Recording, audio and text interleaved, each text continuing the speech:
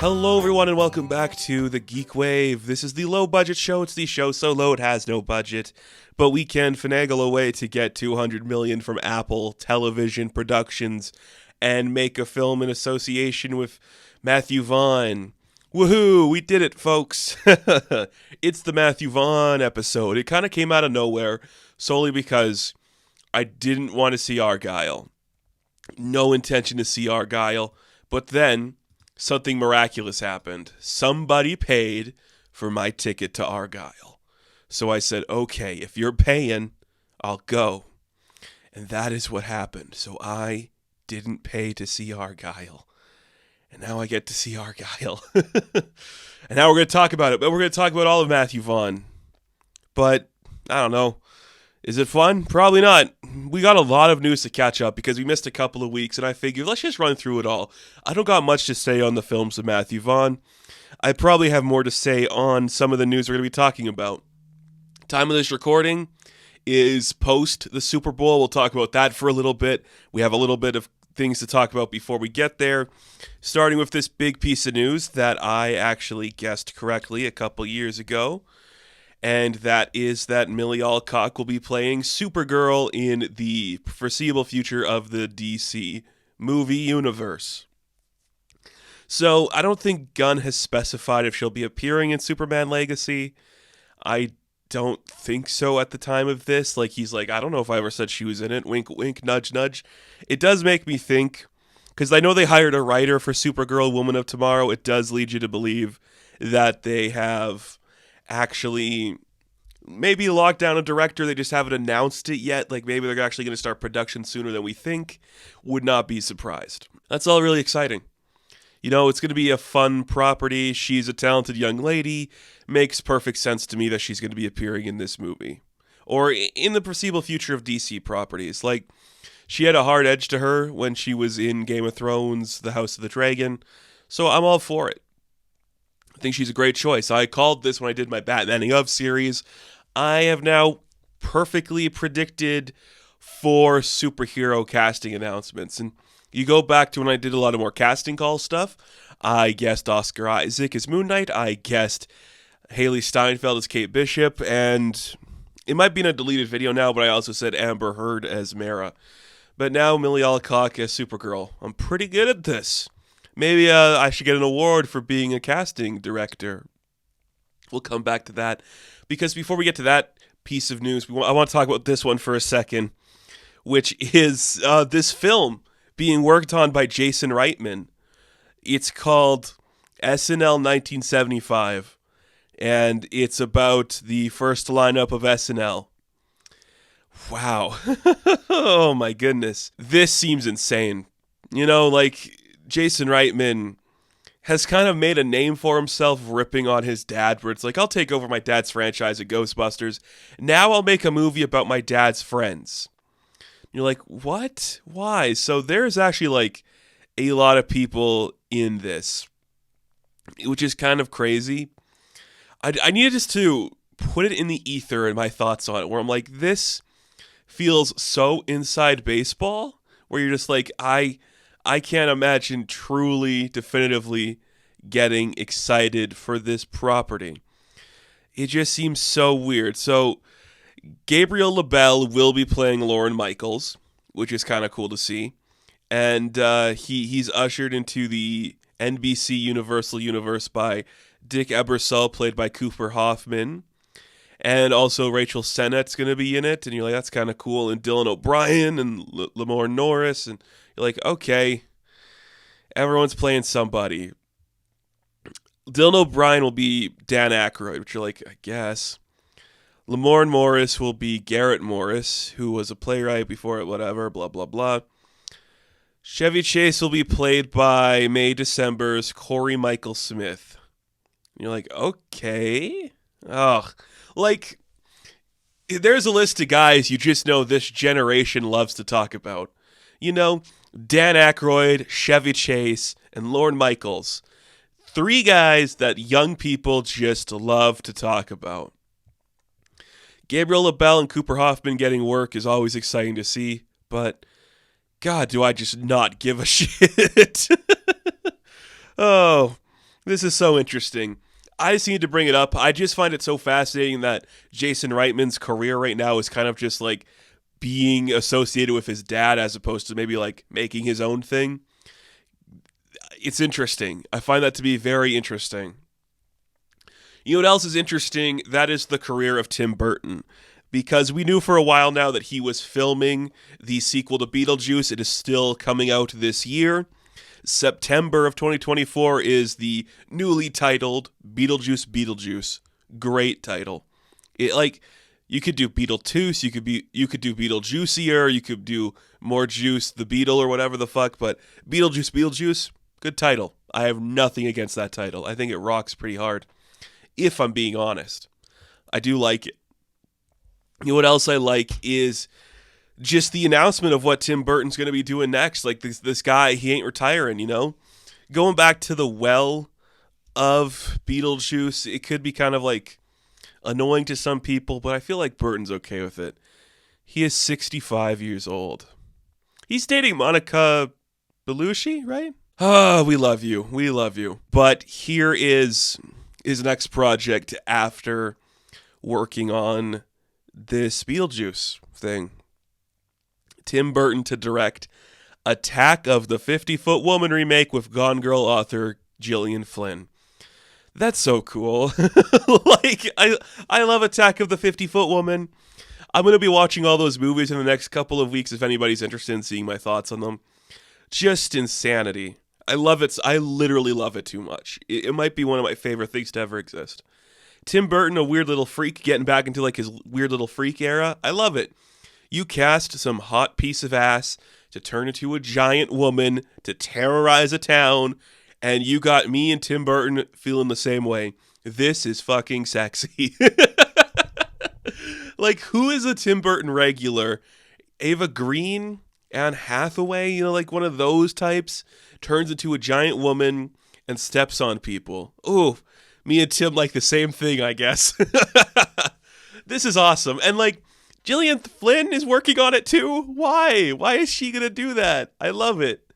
That's so cool. Like, you think Gone Girl and you're like, oh yes, Tim Burton energy, of course. But that's just great. He is such a good choice for this. He's a weird little horny freak, and he's in like his weird era where he's got like a hot girlfriend, and he's just like, yeah, Beetlejuice. I did it for you. Now, okay, here's what I think the trajectory is. He makes Beetlejuice for Warner Brothers. I feel like Attack of the 50-Foot Woman will be coming out from Warner Brothers as well. That's 2 remakes of classic material.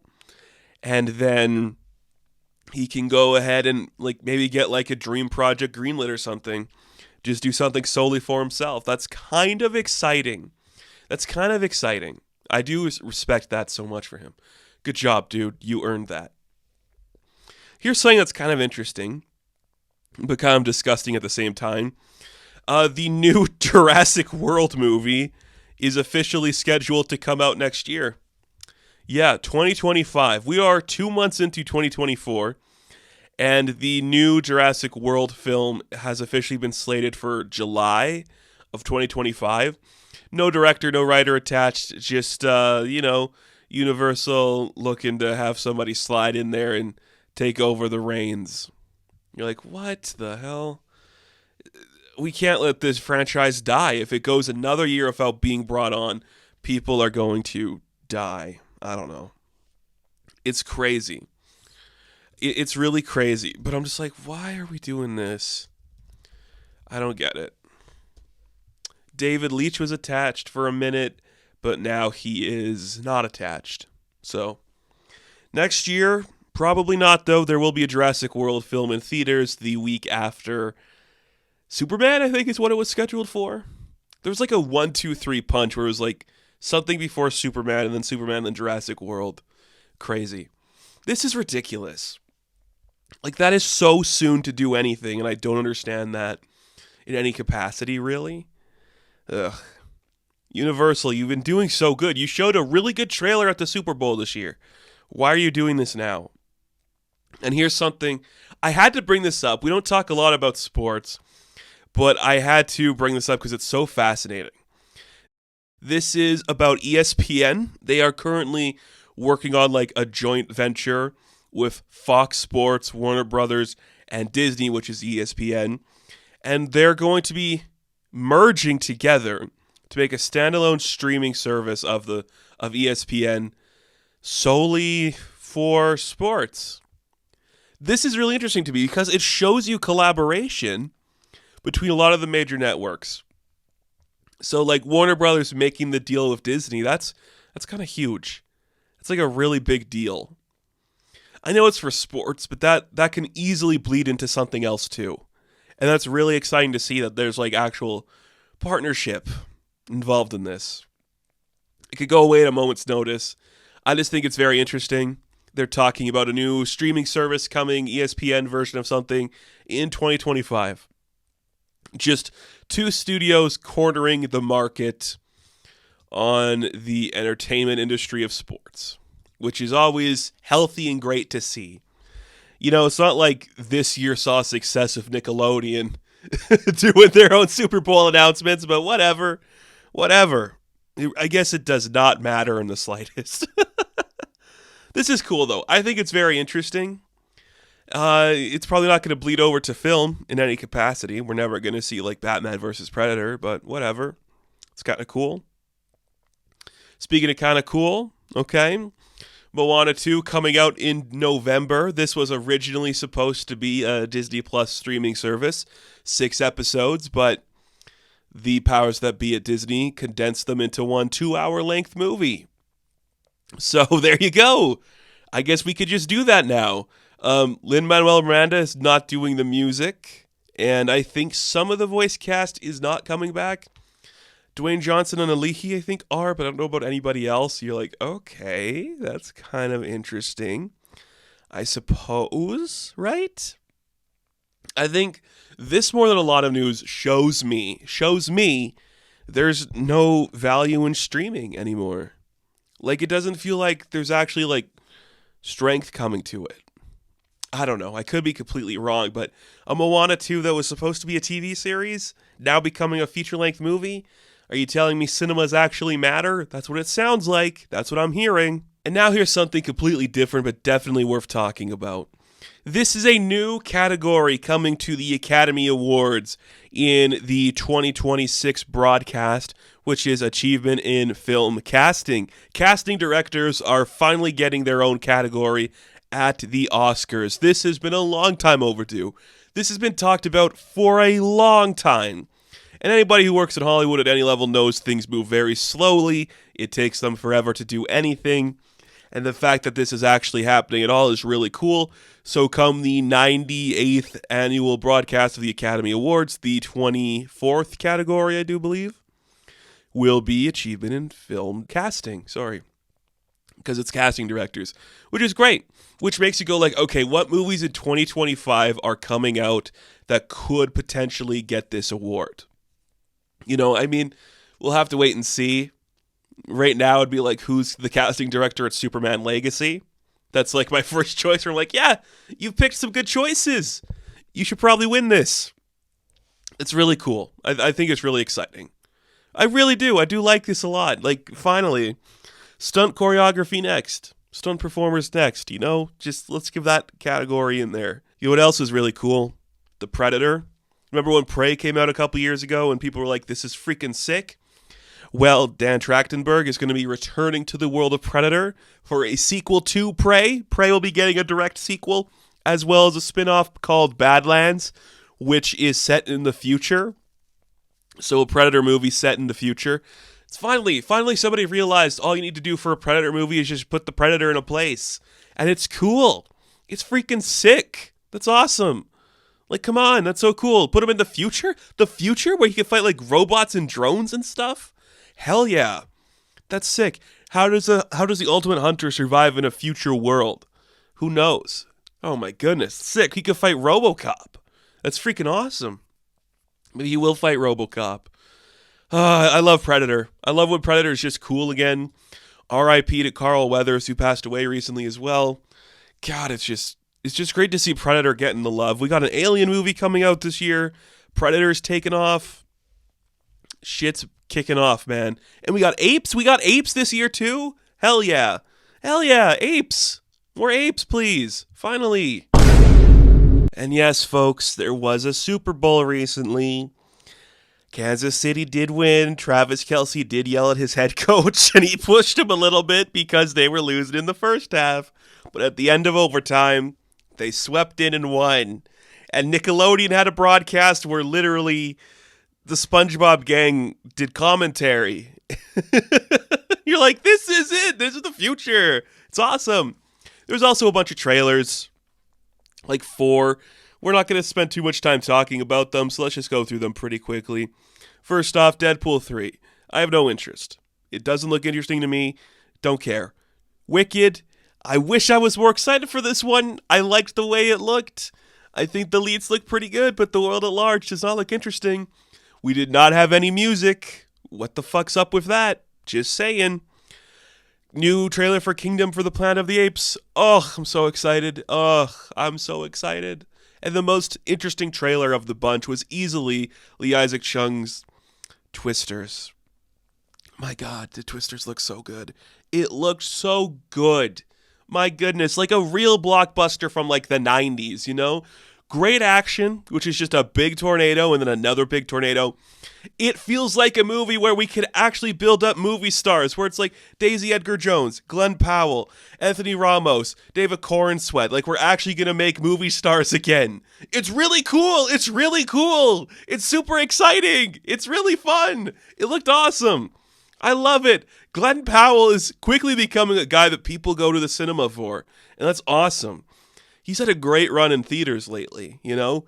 Top Gun Maverick, fantastic for him. Anyone But You is slowly doing numbers. Slowly almost hitting 200 million worldwide. It's doing a Valentine's Day encore or something. He's got that Richard Linklater movie coming out soon, which is on Netflix, but still, it's around the time of Twisters, so that's a really good doubleheader for him. Congratulations to Glenn Powell for becoming a movie star. You do not need to do Booster Gold now, my guy. You're good. You're fine. We love you. This looks amazing. This looks so freaking good. Real money was into this. Would I like to see Isaac do something else? Yeah, of course. But, you know, Twisters. It's a property we didn't need a sequel to, but I'm glad we got one. And, you know, other stuff is happening. Kung Fu Panda, Inside Out. The Minions fucked on AI for a minute. They're like, screw you. I love that. It's all great. But you know what's not great is some of the films of Matthew Vaughn. So let's take a quick break, and when we come back, we're going to talk about them.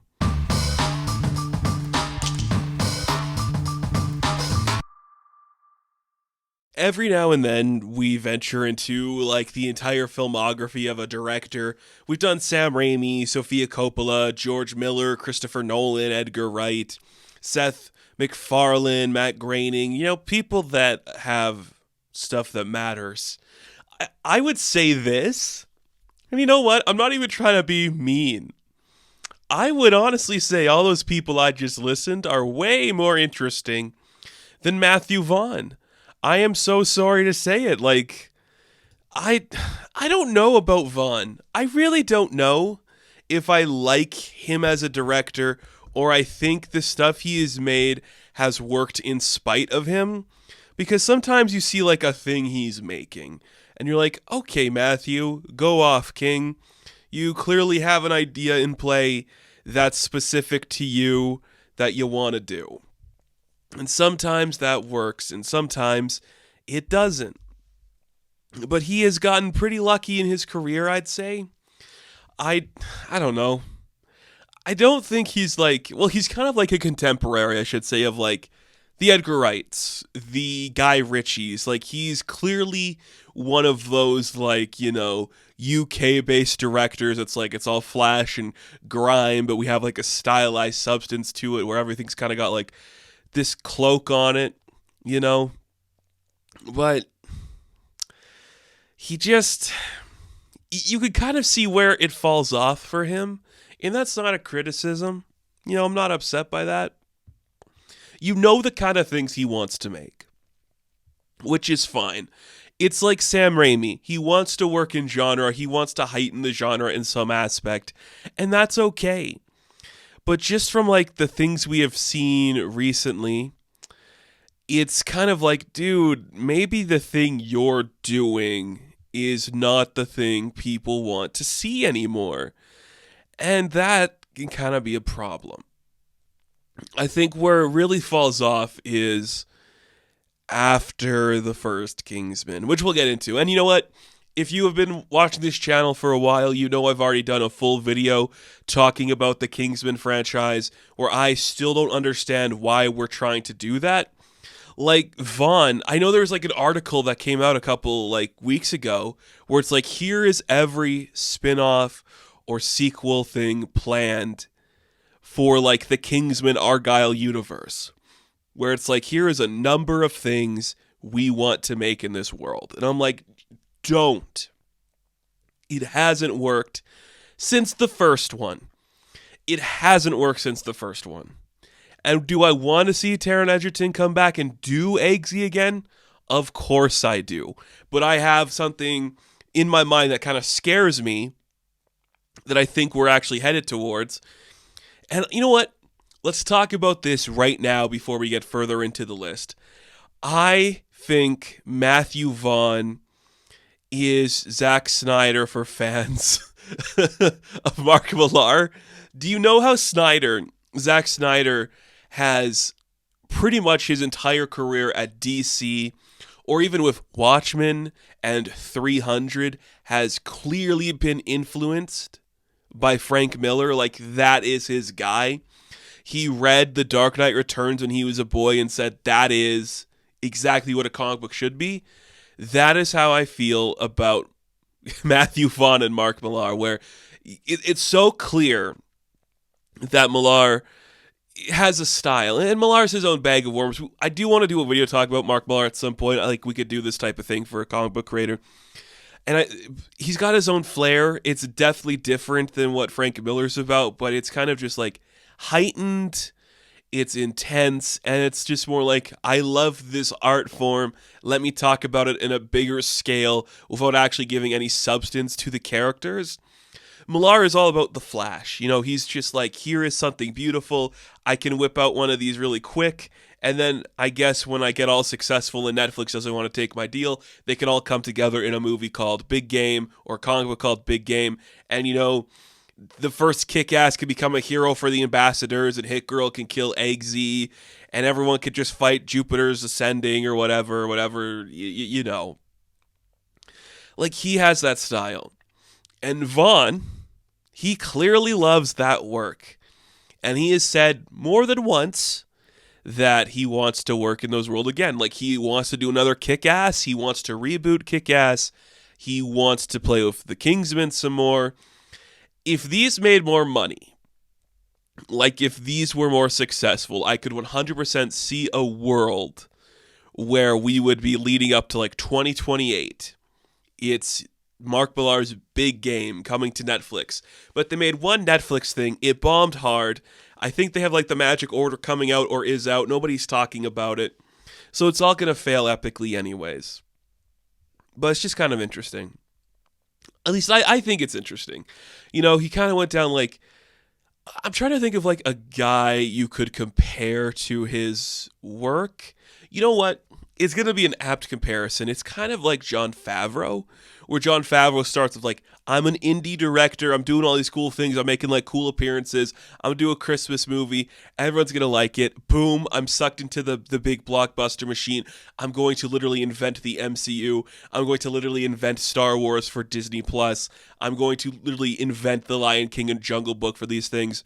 And you get caught up in that minutia where you're like, if you went back to what made you special in the first place, I think a lot of people would like that. The thing with Vaughn on that scale is like Vaughn only did that twice.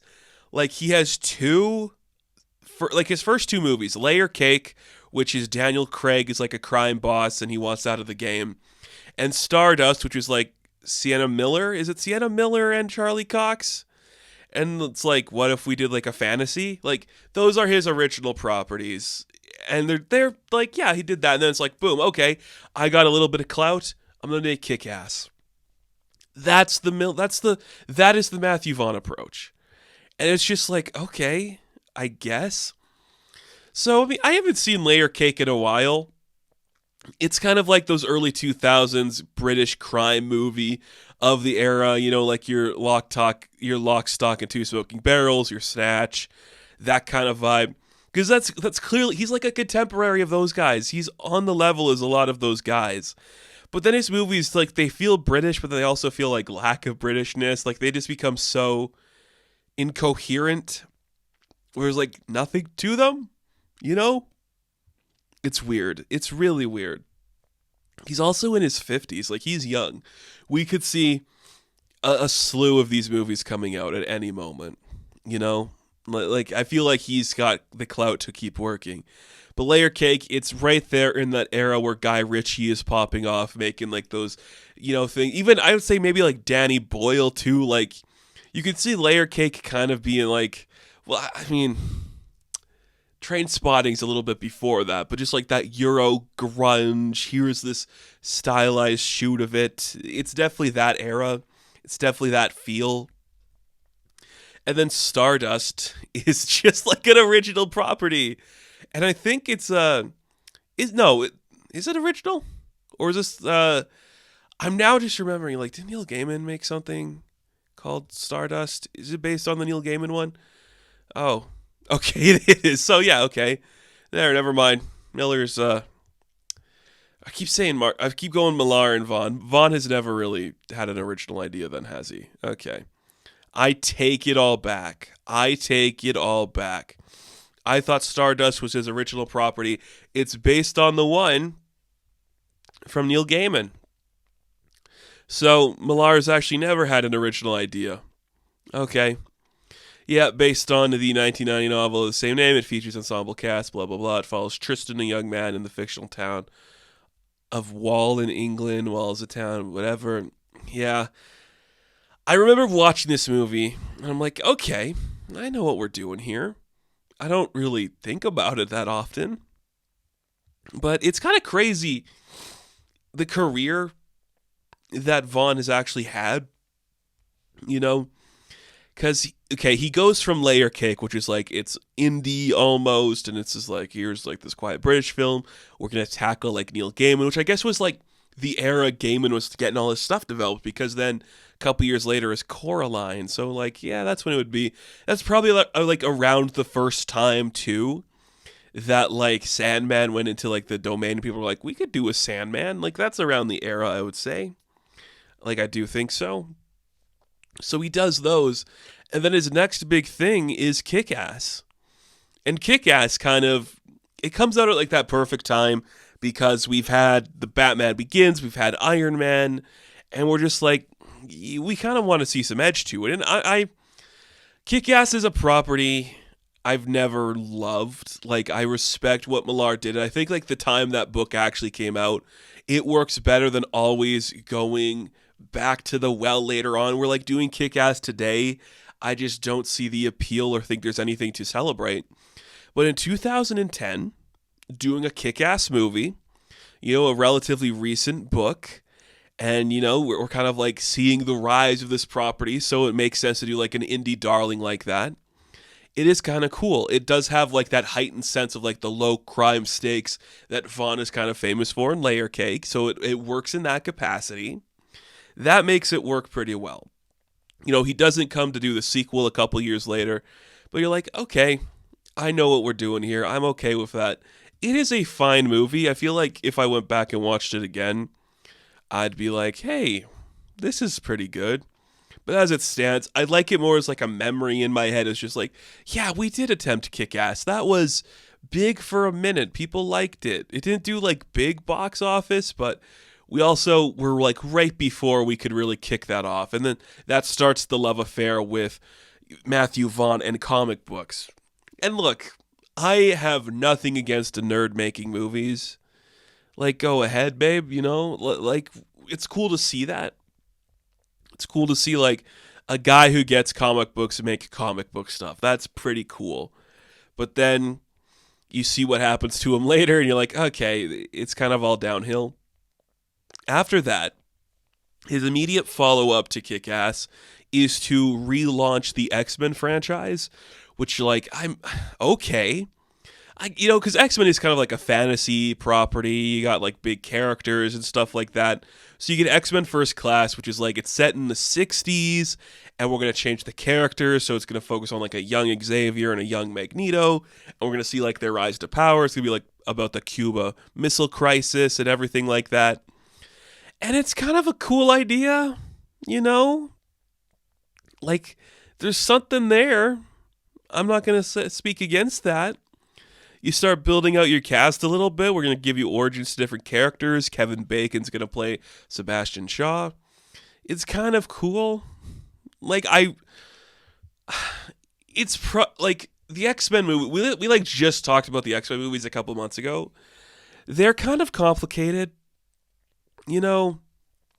but this one, it actually feels like someone had an idea.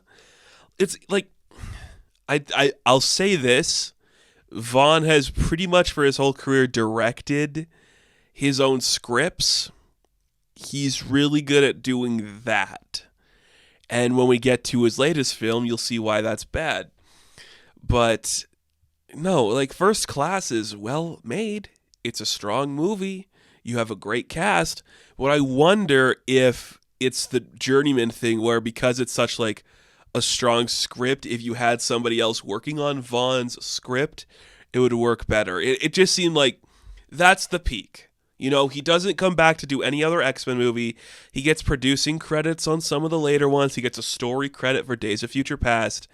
And then in 2014, he falls back into the Millar trap, which will become like a staple for him going forward, pretty much till like right now. Even like the projects he's got up and coming are kind of connected to Kick-Ass and stuff. So you have Kingsman, The Secret Service, a great distillation of that book from Millar. It's a good movie. And it's 2014, so we're accepting of we're doing like a silly James Bond, a wink and a nod to the camera. It's kind of fun and colorful, and heads will explode in colorful ways. It'll be like dope action sequences, and we're good. That moment in time, we're happy with that. What happens later is we get too much too quick. And then Kingsman: The Golden Circle, it's suddenly just amping up the stakes out of all of that. Too much is happening. We completely disillusion what the Kingsmen are and introduce the Statesmen. So suddenly it becomes like its own thing, its own problem. And then Elton John fights robot dogs and Julianne Moore poisons people with hamburgers or something. And there's just too much going on all of a sudden. And then it loses itself in that capacity. But you can definitely see how a guy like Matthew Vaughn sees that concept, like, oh, a secret spy service that's flashy and cool, and I'm known for my flash and my cool. Of course I want to play in that universe. I'm already a huge Millar fan. That's where I want to be forever. You see how he gets trapped there. So he does those back to back, which they do okay. It kills the franchise effectively for a minute, and then in 2021... the release of the prequel, The Kingsman, comes out, where it's like, how did the Kingsmen form? And you're like, who cares, Matthew? We don't really care anymore. And in this time, a lot of things are happening. A global pandemic is on the brink, and the culture's just changing, and there are better people who can analyze this than me. I just think between the end of Avengers Endgame, the Trump administration, and COVID-19, all of these things just happening so close in time, the culture just shifts so much where it stops being like, oh, yes, we want to see this heightened, stylized action movie that's tongue-in-cheek. And we're just like, can we just take a breath and be serious for a minute? It's why Dune was successful. It's why Oppenheimer was successful. It's why people want these different things that just take themselves seriously. And I don't think for the life of me Matthew Vaughn can make a serious movie. I don't think he's got that in him. But who knows? I could be wrong. So he makes 3 Kingsman adjacent movies back to back to back. They do fine. They get progressively worse. And then you're just like, okay, Matthew, do you have an original idea or something to get back on the right track? Well, then he makes this movie that comes out this year, that comes out very recently, I should say, from Apple. Apple helped fund this, and I believe it's Universal is the other studio attached to this, called Argylle. And Argylle A movie that from the first trailer I have said numerous times I'm not interested in. When it said from the twisted mind of Matthew Vaughn, I look at this list and I'm like, what of his previous movies have been twisted? Kingsman? Because there's like an anal joke? None of these are twisted. You've never made a twisted movie in your life. Kick-Ass is bloody, and the Kingsman movies are kind of like sultry, but they're not twisted. You've never made a twisted movie. And then that trailer just looked so bad and everything was bad. And I went to the movie recently and I'm like, do I do a review on this? And I'm like, I don't want to. I have nothing positive to say about Argylle. I don't think it's a good movie on any capacity. I think it fails on the basic level of like why its story should exist. It never clearly makes a good reason for itself existing. I think the action is so poorly framed. It looks abysmal, shoddy effects at almost every turn, a rough script. And this is not a script that Vaughn wrote himself, but God, does it just look horrendous. And it definitely feels like I can make this and then it'll be like a successful flick. Because, you know, like Bullet Train is popping off and people like seeing this vibe. We don't like it anymore. Like this, I've seen a lot of people talk about it. And again, I don't know how much I can add to the conversation about this. But the like wink to the camera approach to these action movies now, where it's like your Red Notice adjacent thing, where you have big stars just making jokes with no plot, doing the bare minimum, you're not winning people over anymore. It's not something the world effectively wants to see. It's why when I see a trailer for a movie like Twisters, I'm like, this is interesting. It seems like a real idea with stars that aren't trying to play this for like a joke. And you have a director who isn't willing to like make themselves the central drawing point. Matthew, I have nothing against you, but you are not a reason people go to these movies. You aren't. You just haven't been that. You know? Like Kingsman could survive without you. X-Men survived without you. Kick-Ass had a movie without you. You're not the reason people go to these. In Argylle, you made something that nobody wants anymore. And it's just not working. I think the public at large is just so indifferent to this type of story anymore. Plus, this movie is extremely long, extremely riddled with plot holes, and thinks it's going to twist and turn its way into like something special. It's not. I dislike it more than any of the Kingsmen, and I think the Kingsmen could get and I think the Kingsmen all get progressively worse. You failed. Like, it was rough. But also, he's got like, he wrote a script for a Kick-Ass movie, or what's going on? Like, he wants to make another Kick-Ass thing.